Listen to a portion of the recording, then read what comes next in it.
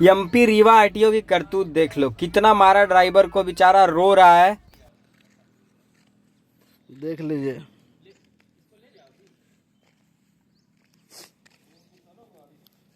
कौन दिया? मारे क्यों? नहीं मारना चाहिए ना, चल रहे थे ना। मारे क्यों? मारना अधिकार है आपका, जो करना गाड़ी पे करेगा, ड्राइवर को मारिएगा। बताइए, अभी बताइए ना। देख लीजिए सर, हमारे साथ मार पीट करके इतना लोग, और गाड़ी हमारी जबरदस्ती लेके जा रहे हैं। ये घटना है रीवा की, और आज का ही घटना है 4 फरवरी सुबह 9:30 बजे के आसपास की ये घटना है। भाई है अपना आशीष यादव, इसके साथ रीवा आरटीओ के कुछ गुंडों ने मारपीट की, इनकी गाड़ी उठा के लेके चले गए रीवा आरटीओ में। ये है आरटीओ की मनमानी। हालांकि मैं क्या बोलूं इन सब चीजों पे, अब पूरा बात तो करूंगा ही, पर मैं बता रहा हूं कि आज जितना मैंने सुबह से लेके अभी तक, मैं सुबह ही वीडियो डाल दिया होता, लेकिन बड़ी प्रयत्न किया मैं कि उसकी गाड़ी छूट जाए। गलत है, गलत है, लेकिन ऐसा कुछ नहीं हुआ। आप पूरी प्रकरण जान लीजिए। ये है आशीष यादव, ये अपने बनारस से है। ये गए थे रीवा शिमला मिर्चा लोड करने। इनको गोविंदगढ़ एक जगह है, उस गोविंदगढ़ थाने से लगभग 3-4 किलोमीटर इधर या उधर रीवा आरटीओ पकड़ती है, बिना परमिट का। कहती है परमिट नहीं है इनके पास। इन्होंने बोला था किसी को परमिट काटने के लिए, क्योंकि रात में निकल जाते तो रात में कोई परमिट काटता नहीं है। तो सुबह इनको 9:13 पे परमिट आ गई थी। उन्होंने पकड़ा तो शायद उसी के बाद आई, उसी के पहले आई, पता नहीं, पर परमिट आ गई थी।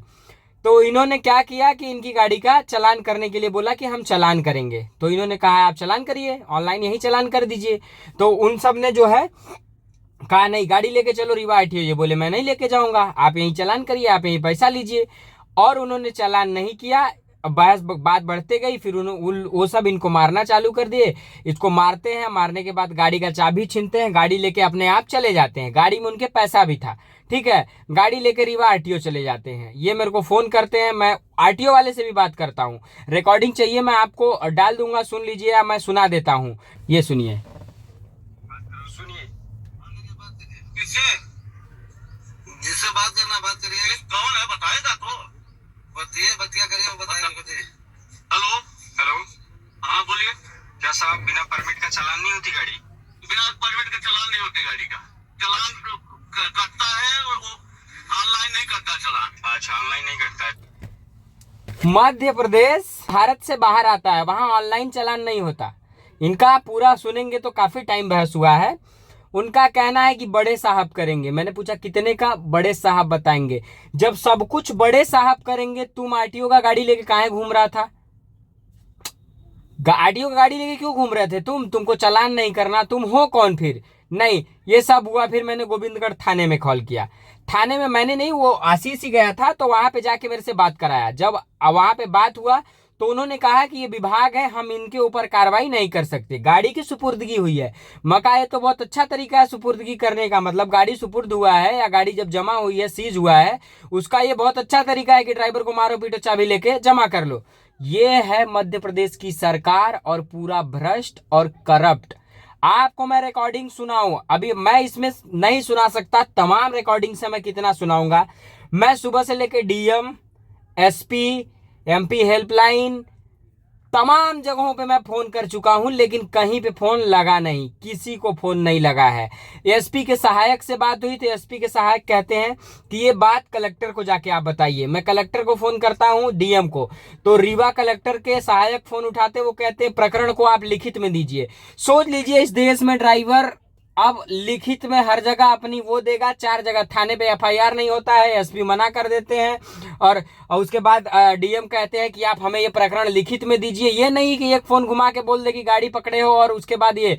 अभी भी शाम के जब मैं वीडियो शूट कर रहा हूँ 4:30 बज रहा है, और अभी तक उस गाड़ी का चालान नहीं हुआ है। वो अभी भी अटके हैं कि मैं मैनुअल चालान करके दूंगा, क्योंकि एमपी भारत में नहीं आता। वो हाथ से चालान बना के देंगे, वो ऑनलाइन चालान नहीं करेंगे, क्योंकि ऑनलाइन चालान कर नहीं सकते। 9:13 की परमिट है, और अभी ऑनलाइन चालान करेंगे विदाउट परमिट लेगा नहीं, क्योंकि वैलिड ही नहीं है ना। 9/13 का ऑलरेडी कटा हुआ है, ना इनके पास कोई फोटो है, ना कोई साक्ष्य है कि ये प्रूव कर पाए कि इस गाड़ी का परमिट नहीं है। उस गाड़ी का परमिट तो वैलिड है, अभी तक वैलिड है, सुबह 9:13 से लेके अभी तक परमिट वैलिड है। परमिट मैं स्क्रीन पे लगा दे रहा हूं, आप देख लीजिए परमिट, ये है उस गाड़ी की परमिट। तो आप बताइए कि ये कब तक चलेगा इस देश में। मैं अकेले इन सब के लिए इतनी आवाज उठाता हूं, इतनी लड़ाई लड़ता हूं, लेकिन अब नहीं, क्योंकि जो सुबह से मैं परेशान हुआ हूं एसपी से, डीएम से, कोई तो सुन ले, कोई सुनने को तैयार ही नहीं है। ये इस देश की स्थिति है कि आम जनमानस कहीं अपनी मतलब व्यथा सुना ही नहीं सकता है। ये इस देश की स्थिति आ गई है। आपके अगर कुछ हो रहा है ना तो चुपचाप घर में बैठिए, आप आवाज मत उठाइए, क्योंकि आपका ना कोई नहीं सुनेगा। आप एसपी ऑफिस जाइएगा, वहां सुनवाई नहीं है, डीएम ऑफिस जाइएगा, वहां सुनवाई नहीं है, डीटीओ कुछ करेगा नहीं, आरटीओ कुछ करेगा नहीं, थाने वाले एफआईआर लिखेंगे नहीं, कहां जाए आदमी।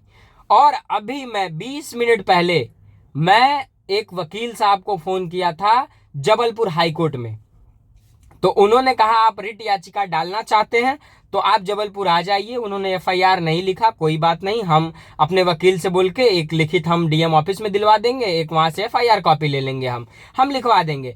तो अब एफआईआर लिखने के लिए भी वकील की जरूरत पड़ेगी, समझ रहे हैं। 10,000 रुपए का मेरा चालान हुआ है, ड्राइवर के साथ मारपीट की गई, गाड़ी के अंदर कैश है, गाड़ी कहाँ है पता नहीं, ऑफिस में खड़ी है, उसमें से कैश कितना कम होगा कितना ज्यादा, ये किसी की कोई रिस्पॉन्सिबिलिटी नहीं है। अब इसके खिलाफ मैं चलूं बनारस से होके, मैं जाऊं कहां, जबलपुर हाई कोर्ट केस लड़ने। कौन लड़ेगा? एक पिकअप का ड्राइवर। कौन? जो महीने का 30-40 हजार रुपए कमाता है, 20-25 हजार रुपए किस्त भर देता है, 10-15 हजार महीने का टैक्स देता है, जो डीजल भराता है लगभग लाख रुपए तक का डीजल भरा देता है महीने का, डीजल पे एक्साइज ड्यूटी देता है, कम से कम लाख रुपए में 50-60 हजार से 40 हजार से 60 हजार रुपए वो एक्साइज ड्यूटी टैक्स और इन सब के नाम पे भर देता है। वो ड्राइवर जो इस देश में रोड टैक्स भर के चल रहा है, वो ड्राइवर जो टोल टैक्स भर के चल रहा है, और उसको RTO, DTO, police, SP, DM सब प्रताड़ित करेंगे और वो जाएगा हाईकोर्ट में भी मामला तुरंत सुनवाई नहीं होगा। 10 दिन, 20 दिन, महीना, 4 महीना, 10 महीना, साल, 2 साल, 5 साल, कितना साल लगेगा कुछ पता नहीं, क्योंकि न्यायपालिका यही है। हम कहां जाए, अपनी व्यथा किससे सुनाए, रक्षा की भक्षक बने बैठे हैं। आज मेरी उम्मीदें मर गई हैं, कसम बता रहा हूं। मैं आज के बाद मैं वीडियो इन सब मुद्दों पे नहीं बना पाऊंगा मेरी ये, क्योंकि भाई कोई तो सुनो, कोई सुन ही नहीं रहा है यार। आप कितने बड़े हो कोई फर्क नहीं पड़ता, ये सरकार में बैठे लोग सुनने को तैयार नहीं है। सरकारी ऑफिसर ये हमारे आपके घरों से निकल के गए हुए लोग हैं, ये किसान के बेटे हैं, ये मजदूर के बेटे हैं, ये मिडिल क्लास लोग हैं, जो आज हमारा आपका ही खून चूस रहे हैं और सुनने को तैयार नहीं है। लड़का का आंसू निकल रहा है, इस लड़के ने रो दिया, लेकिन कोई सुनवाई नहीं, कोई कुछ नहीं। मैं इतने एमपी के हेल्पलाइन नंबरों पे कॉल किया हूं, एक भी नंबर नहीं लग रहा है, नॉट रीचेबल बोल रहा है, नॉट रीचेबल बोल रहा है। सोच लीजिए ये स्थिति है मध्य प्रदेश की, वहां के सीएम यादव जी, मैं क्या बोलूं, ये स्थिति है भाई। कहां जाएगा आदमी? अब तो इच्छा हो रहा गाड़ी घोड़ा चलाओ ही मत, छोड़ दो साला। कोई आत्मसम्मान नहीं, कोई रिस्पेक्ट नहीं, कीड़े मकोड़े की तरह पीट दिए जाते हो, सड़कों पे रोओगे, चीखोगे, चिल्लाओगे, कोई पीड़ा को समझने वाला नहीं है यार। ये स्थिति है इस देश के अंदर। ये आरटीओ डीटीओ वाले, अरे परमिट नहीं था, तू परमिट काट के दे देता भाई, इतना ही तैसी बनाया है तो तू परमिट काट के दे देता। आरटीओ का काम क्या है? क्योंकि एमपी चेक पोस्ट बंद है ना, तुम परमिट काट के दे दिया होता उसको, 500 का था 700 का काट के दे दिया होता, तू परमिट काट के दे दिया होता उसको। मारने पीटने और गाड़ी, वहां इतना बड़ा जुर्म है एक ड्राइवर का कि वो बिना परमिट का आपके स्टेट में एंटर किया, तो इतना बड़ा जुर्म हो गया। या गवर्नमेंट क्यों नहीं करती कि जैसे टोल लगाई हर बॉर्डर पे लगाए कि आप जाओ, गाड़ी का फोटो स्कैन हो, जैसे टोल का पैसा जनरेट होता है, जो पेपर फेल हो पैसा जनरेट हो जाए और बोल दे इतना पैसा है आपका, ये पेपर फेल है, ये लीजिए, बात ही खत्म हो जाए। गाड़ी दिल्ली से चल के बिहार में आके चालान हो जाती है, गाड़ी एप्पल लाद के आती है कश्मीर से, वो हिमाचल बॉर्डर पार करती है, वो पंजाब पार करती है, वो दिल्ली पार करती है, राजस्थान, हरियाणा, यूपी सब पार करके जाती, बिहार में 15,000 का उसका चालान हो जाता है।